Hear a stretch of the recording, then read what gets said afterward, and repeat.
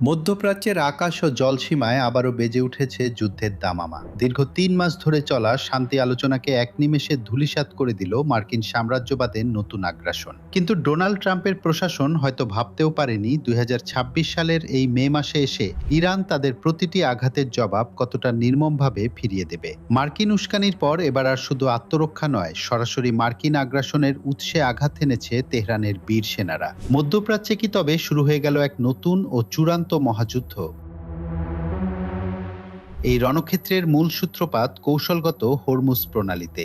আন্তর্জাতিক আইনকে বুড়ো আঙুল দেখিয়ে নিজেদের রাডার এবং সমস্ত নেভিগেশন সিস্টেম সম্পূর্ণ বন্ধ করে দিয়ে ছদ্মবেশে এই জলপথ অতিক্রম করার চেষ্টা করছিল একটি মার্কিন তেল ট্যাঙ্কার। হরমুজ প্রণালীর সার্বভৌমত্ব রক্ষায় সদা জাগ্রত ইরানের রেভলিউশনারি গার্ডস বা আইআরজিসির নৌবাহিনী। মার্কিন ট্যাঙ্কারের এই সন্দেহজনক ও ধৃষ্টতাপূর্ণ আচরণ দেখামাত্রই গর্জে ওঠে ইরানি বন্দুক। মার্কিন ট্যাঙ্কার লক্ষ্য করে সরাসরি গুলি চালায় আইআরজিসি। আমেরিকার দম্ভকে চূর্ণ করে তেহরান স্পষ্ট বুঝিয়ে দেয়, তাদের জলসীমায় মার্কিন খবরদারি বরদাস্ত করা হবে না।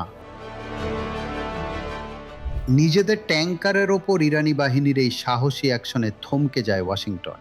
পরাজয়ের গ্লানি ঢাকতে মার্কিন সেনারা কাপুরুষের মতো পাল্টা হামলা চালায় ইরানের কৌশলগতভাবে গুরুত্বপূর্ণ বন্দরনগরী বন্দর আব্বাসের একটি পরিত্যক্ত এলাকায়।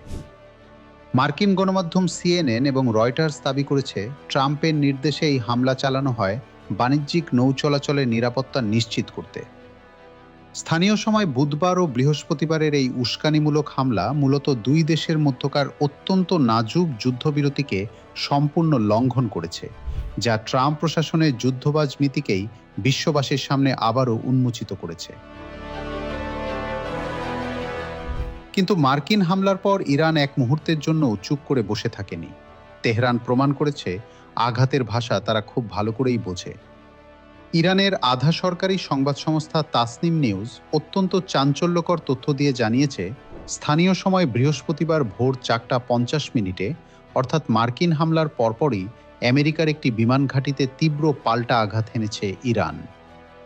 আইআরজিসি সরাসরি এই বিমান ঘাঁটিটিকে মার্কিন আগ্রাসনের উৎস হিসেবে চিহ্নিত করেছে, অর্থাৎ যেখানে বসে আমেরিকা ইরানের ওপর হামলার ছক কষেছিল, ঠিক সেই ঘাঁটিতেই ভোররাতে আঘাত এনেছে ইরানের ক্ষেপণাস্ত্র।